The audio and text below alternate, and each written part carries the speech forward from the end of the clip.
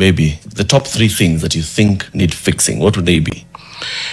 Latif, in January, when schools open, I said the other day, and I'm willing to debate anyone who will challenge me on that, close to between 25 and 30% of school-going kids will not go to school, they will drop out. Because if we do not have enough capitation and we are now asking parents who are taking kids to day schools to pay 9,000 shillings, I can tell you for a fact, and let's be very honest about this, this has nothing to do with politics, it's facts as they are, will not afford to pay that amount of money, and therefore will lose kids who are in school. We have a nice circular from the ministry saying all schools, including sub-county schools, should pay 53,000 school fees. I mean, we know our people. We know the state of our economy in our country. How many parents are going to afford to do that? And you know, we are not a one-child society. We have 2 or 3 kids. And look at how incomes have shrunk. The Kenyan workers today are more taxed than they have ever been taxed since independence. With SHA, with the housing levy, with everything and so on, the level of pain out there is very, very serious. So we are going to witness a reversal of public policy on education that has been there for the last 20 years. So that needs fixing. I honestly think we need to go back to free primary and free secondary education. We can afford it, we afforded it, we just need to manage our country differently and we'll have the resources to do that. The deportation of Miguna against court orders, when you say, you know, if it's something that was done in personal capacity, I know you said previously that you didn't receive the court order, but you tell us.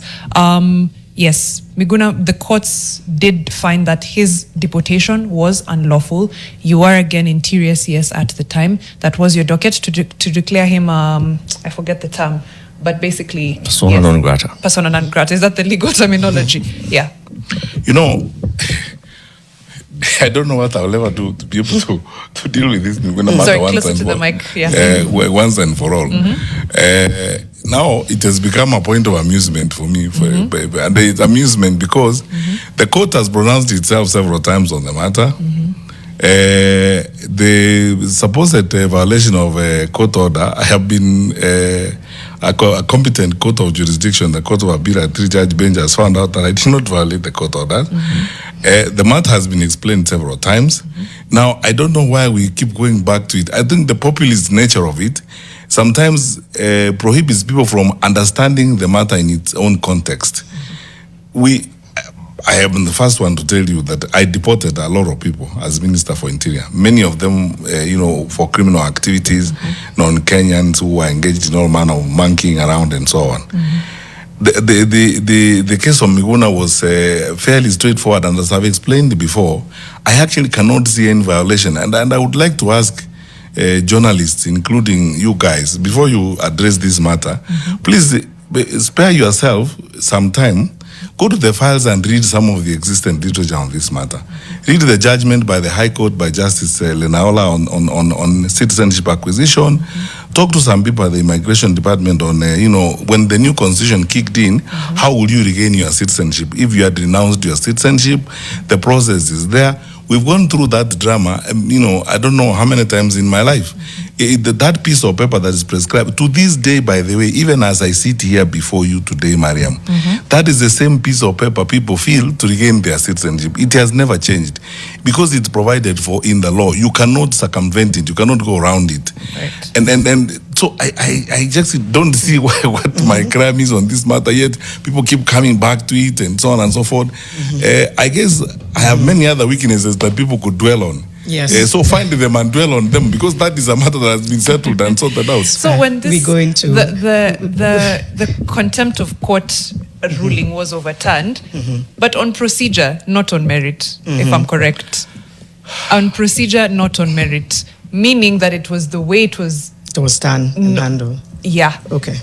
On the not on the merit of the case, but on the procedure of the case. The technicality. Yeah, on a technicality. The process used to convict Dr. Matiangi, yes, and his co-appellants was fatally flawed. Was fatally flawed, not on the merit of the actual deportation case.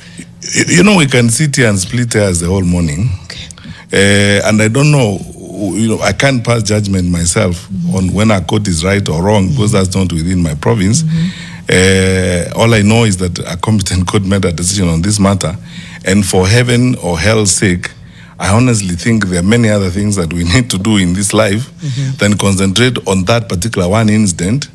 And I don't know that why that particular one incident that has been explained over and over and over again, and especially when I don't know why people don't. We can go pivot. to the, We can pivot, but let me explain why. It is because it speaks to a respect for the law, of systems and things like that. Speaks to the same issues as those of like extrajudicial killings, etc. It's just, are you willing to be a part of an administration that wasn't straightforward about certain things? But and in we can fact, move as on we to other segue things. into other things. The reason why these questions will keep being asked of you, and they will be asked over and over and over again, is because as we look into the future and we're looking to a possible Matiangi presidency, we do have to contend with what Matiangi as cabinet secretary, who Matiangi as cabinet secretary was, and what that leadership style looked like. That's not a bad segue. If we're to ask Dr. Matiangi, because we're going into now politics, I did want to ask about how opposition seems fragmented, but he'll answer that in a moment. It's also to speak to how you're taking all this and carrying it forward to say, in my presidency, these are the things that will absolutely not happen under my watch. Under my presidency, I will fix this broken system. How are you navigating now, thinking through the questions that Mariam is asking that you're not asked again in 7 years? You know, by the way, Janet, the very unfortunate situation, and please allow me to be very blunt on this matter. The very unfortunate situation is that in most cases, in public affairs, especially some of my colleagues or some of our friends from the media fraternity, people come into some of these debates or come into these issues like this issue of Miguna with an astounding level of ignorance. Because you see, when you talk about the law being followed, there are two tracks of actions that I've taken. So when was the law followed and when was the law not followed? We could never have acted in that kind of manner if we didn't have the law protecting us. You have a prescription as a Minister for Interior on how people regain citizenship. You cannot go outside of it. You just have to follow that particular prescription. And we are signatories to a lot of international conventions on how people travel. The law is very clear on how people travel and come into the country. When someone arrives at the airport and they want to enter the country using an ID card, so when is the law followed? When you do not deny him entry, or when you allow him entry with an ID card? You know, the question of saying following the law is also, in this particular case, a very tendentious and sometimes almost amusing arrangement. When people keep saying the law was not followed, which law was not followed? Because you see, as a public officer who's acting at that particular time, when are you following the law and when are you not following the law? So are you following the law by allowing someone to come in with an ID card which is not allowed? Or are you following the law when you are saying, no, you cannot come in with an ID card because you're not allowed to do that? You see, this is why I keep saying we can sit here and split hairs the whole morning on this particular matter. Yet, I even gave an example the other day in another interview. When that drama was playing out that evening, Governor James Orengo called me, who was then the lawyer. And you know, by the way, you don't go higher than that in terms of legal competence and prowess in this country. Orengo is one of our finest lawyers in this country, by all standards. And he asked me, Fred, is there a way we can end this drama? I asked him back, you know, your senior counsel, Wakili, just give me even the simplest excuse under the law I can hang on and get this guy out of the airport. And he himself told me there is none. He has to fill that piece of paper. Now, so when was the law followed? When you are saying follow the procedures that everyone follows, or you implement the same law that says you cannot come in on this particular basis. And then, Janet, if you give me time, you bend over backwards, because the interest of the citizen in resolving the problem is in some of those extra miles you are traveling to resolve the matter. You take Nyayo House to the airport for him. You literally take Nyayo House to tell the Director General Immigration and everybody. Because you see, every citizen in this country, every citizen, if one Kenyan citizen was in danger in Senegal, or there was fighting in Sudan and one Kenyan was in danger, that is the responsibility of government. So it doesn't matter that you go and take the whole Nyayo House to him at the airport. And even then, he's not cooperative. So what are you then supposed to do? Dr. Ari, let's let it rest just because we're going to run out of time. We don't have you for too much longer. Matiangi is mad. He's complaining. Can we talk about Matiangi? Yeah, During Matiangi, we pulled bodies from River Yala, covered nicely and thrown in there. That is a systematic murder. Not incidental murders like happened during Gen Z protests.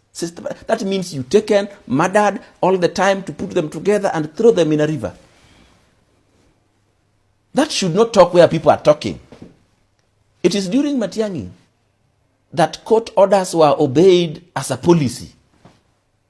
It is Matiangi who took one man called Miguna and sent him to Canada, and he knows very well Miguna. Miguna was born in Ahero and went to Wanjiko High School and went to the University of Nairobi and lives in Rwanda.